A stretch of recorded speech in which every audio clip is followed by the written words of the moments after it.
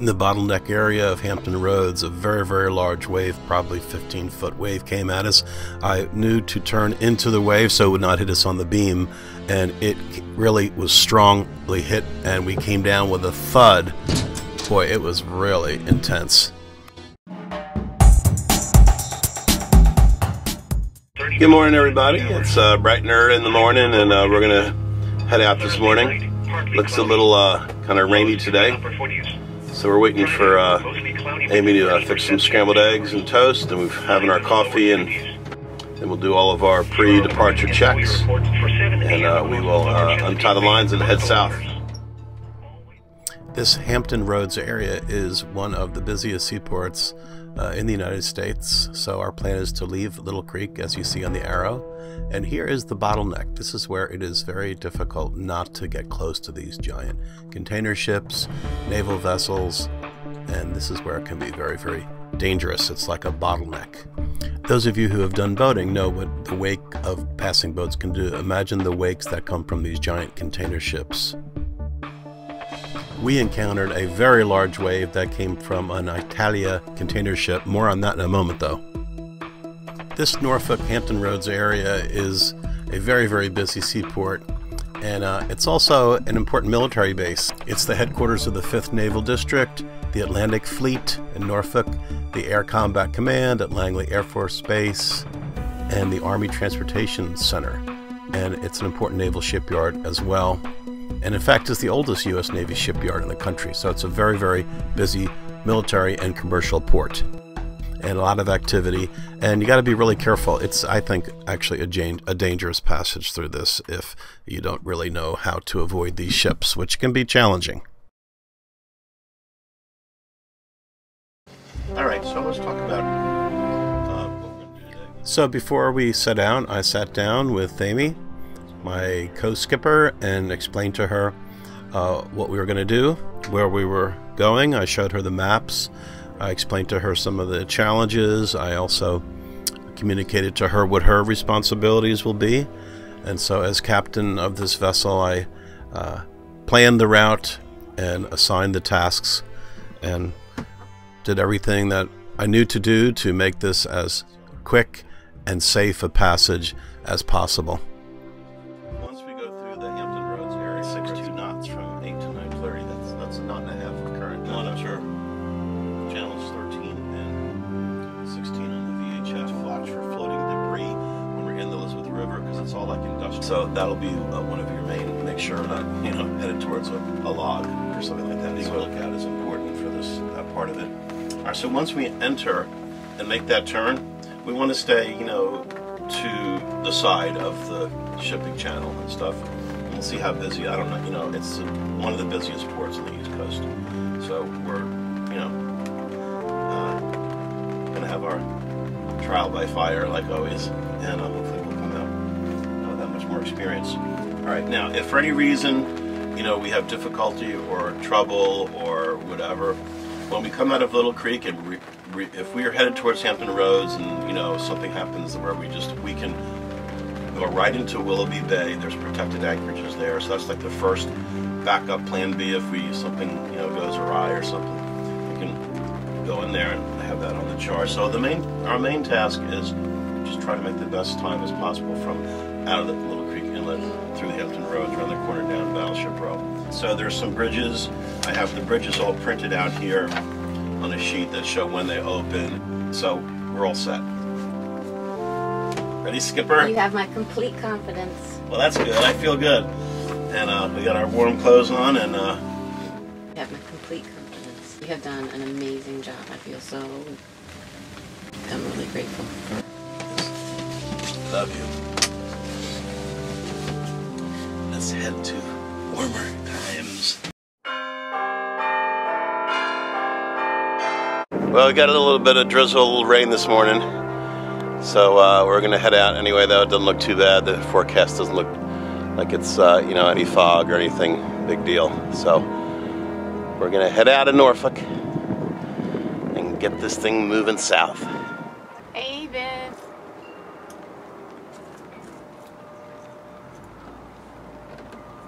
You can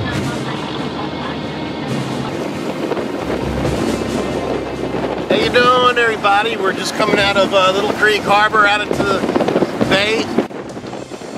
My Vinny is amazing. I'm so impressed. Awesome job. All this new stuff. He just handles it so well. Good job, Vinny.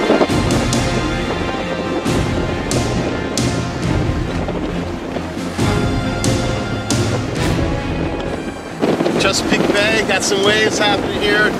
Looks like 2 to 3 foot waves. And 8 o'clock in the morning, we're getting an early start.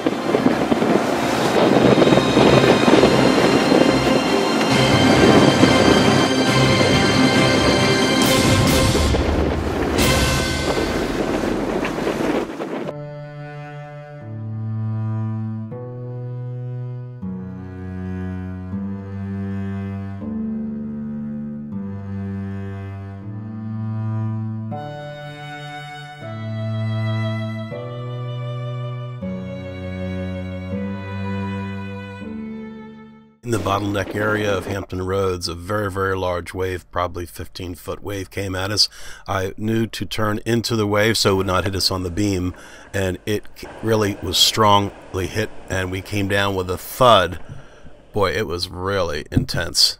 The wake of a container ship was just well, pretty that was much a pretty extreme. big, That pretty was big thing. That was what happened. Was you gotta manage like all these big tankers. It's a little bottleneck of an area, And so this, big tanker, cargo ship. Then you stayed so calm and collected and kept trying different things to get us. I took 17 Valium this morning. That's why.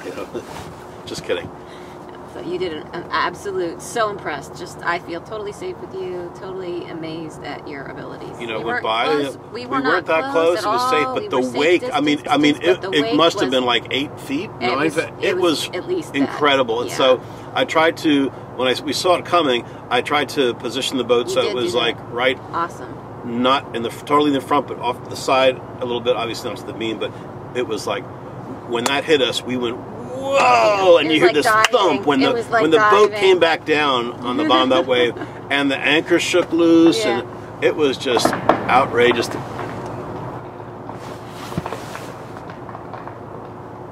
I think a barge just behind us on this Albemarle and Virginia Canal just hit some trees on the other side.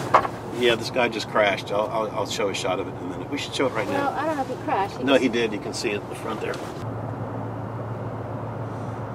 Yeah. We saw a lot of kind of crazy I don't know if they're going to want to dock crashes up there. today. They might be wanting to dock up there before you go through the lock is what's happening. Well, anyway, I hope he knows what he's doing. More than I do, right? That was that crashing sound you heard behind us. Yes.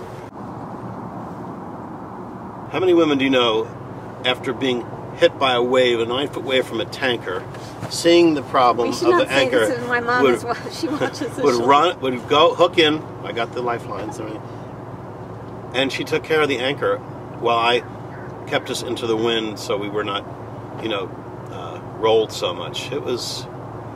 They definitely say that Norfolk Harbor is quite an adventure. And it's dangerous. I mean, you got to really be careful. So we were fortunate. We did our best. We got through it. And then it was like... Great teamwork. It was good teamwork. I mean, you're just an amazing woman. Can you imagine, But that wave was incredible. I mean, that came off that tanker. And so... We were making such good speed with the motor. And the point was just the passage. It wasn't just for like a fun day of sailing. Yeah, that would be different just to go out and sail. Then we wouldn't have even used the motor. But it wasn't for a fun day of sailing. It was really to get through one of the busiest seaports, in the United States. So we wanted to make the passage quickly, and I was making good speed. When we hit that, what was it? It was not a 6.5. It was a big wave. I mean, I was surprised. Those tankers really put up a big wake. Anyway, the sky was all gray, and it was fun for most of the time. It was truly. Like my friend said, it was like a sleigh ride, which was totally fine until we had to turn, and it was hitting our beam more. Yeah, when we turned and the north wind was on the beam, the boat really started rocking. Yeah, it was pretty severe. So anyway, here we are are going through Battleship Row. Woo!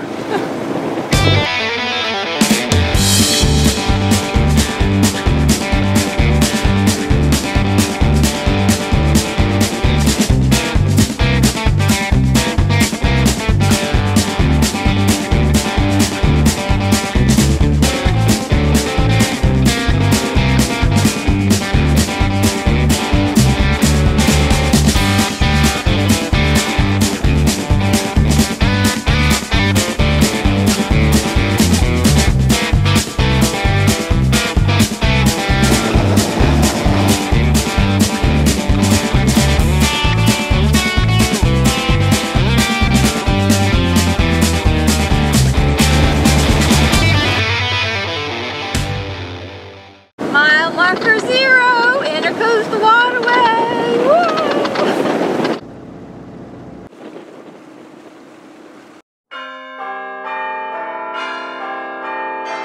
We are at mile marker 0, the beginning of the Intracoastal Waterway. Well, it's taken us a long time just to get to mile marker 0. Those of you that have been following us know how long it's taken us to get to this point, so this is a real happy time for me and Amy, and we're just really psyched. So this is the beginning of the Intracoastal Waterway, so we hope you enjoy the journey with us, and thanks for watching.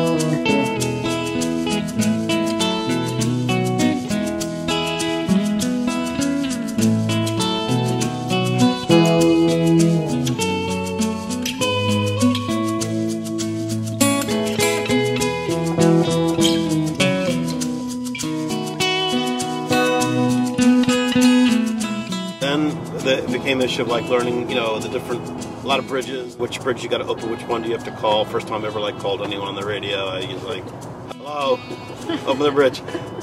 Now you have to say, you know, sailing vessel Yabium, please open the Gilmerton Bridge or whatever. And they'd be like, I already opened it.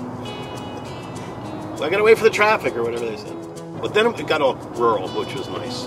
And the other last piece of stressful stuff was all of a sudden there's like a lock ahead of us. I knew there was a lock, but it's just all of a sudden like on the boat, like pull up, stop, and then we got this guy on the dock helped us and stuff.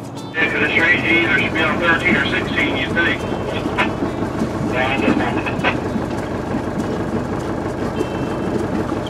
Now the bridge right afterwards. We need to see, does it open? The canal opening? But we definitely need more fenders. Definitely. And my friend Jeff said I should get those, what are they called? They're fenders that are on like a board. Like you'd make like a PVC pipe or a 2x4 and then you put fenders, you can hang them on the side.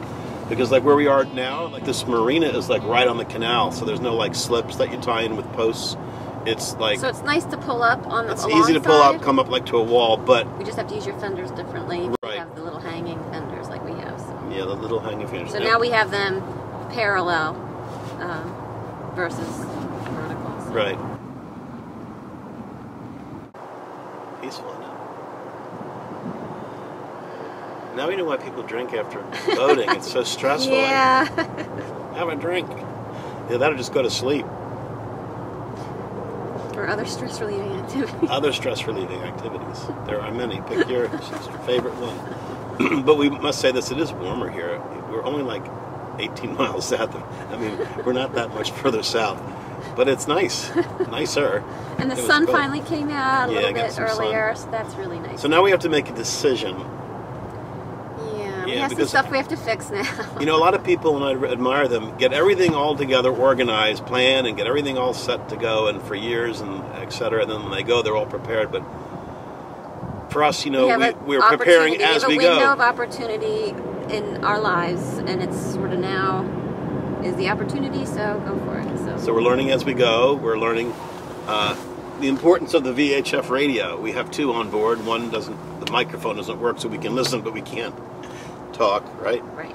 And then the other's a handheld I have, but the handheld is fine for a short range, but VHF radios, the higher the antenna, the better. So we're getting that fixed. Getting that fixed. And we got to deal with our oil. We are leaking some oil, and I want to get some oil-resistant amalgamation tape or something like that we can tape up the oil pipes where I think they're coming from until we can replace those oil cooler pipes. So we're going to manage the oil loss until we can get it replaced. But we're not going to like stop. We're going to fix it as we go, because you know, you could just wait and then drop dead. So you might as well go, right? Go for it. I like that saying, go simple, go now. It's hard to go simple in a sailboat, though, but we definitely are going now. Well, and we learn as we go. Yep. You know, what we didn't know if it was important is all of a sudden really important, and other things we thought were so important maybe aren't quite as important once you're doing it. So we definitely got a whole heck of a lot of first experiences under our belt today. Yeah. So that's great. And yeah, so this is what we're doing for now, and this is how we're doing it. And it may not look pretty. Kids, don't try this at home. But you know, I take it back. You're amazing about how you have prepared and organized. He's got a whole notebook with protective coverings on all the bridges and doing. He's just amazing. I'm just so impressed, and I can't even tell you how impressed. All the preparations that you've done and the research and everything, and how calm and cool you've been collected all day today, and just awesome. Well, my friend Jeff H. actually helped me devise like a sheet like steps on just simple, like how to raise the mainsail. You know, it's like step number 1, you know, point the boat into the wind. We had everything ready to do, and then we thought, you know, one thing at a time, and we didn't really need it. So, but when we raise it, it's like it helps you to go through the checklist. I made a checklist on, you know, before starting the motor, before you start, check the oil, check the transmission fluid, check the coolant fluid, make sure the seacock is open. Make sure all the other seacocks are closed. I mean, a whole checklist. And so you go through, and that's how you learn. Checklists are good. And so if we can do it, anybody can do it. Anybody can do it. We should say that in tandem. Ready? 1, 2, 3. If we can do it, anybody can do it. So go live your dream. You can do it. You don't have to have it all together. You can do it as you go. Just get up and go, and the universe may surprise you, may provide you with stuff as you go. You know, they say even those big rigs, those truckers, you know, you got to start the engine and move it a little bit before you can even turn that wheel. So if you wait until everything's in place and all your ducks are in a row, you may never get there. But if you go in perfectly and enjoy it, you might find that there's provision for you along the way, one day at a time. Don't be anxious about tomorrow. Just take it one day at a time. And even though you're like me, maybe sailing nervous, make some action, do some little things, and you'll see you'll move forward. You'll get to where you want to be, and keep persevering. And of course, it helps if you have a wonderful partner like I do. Like we do. Like we do. All right, guys.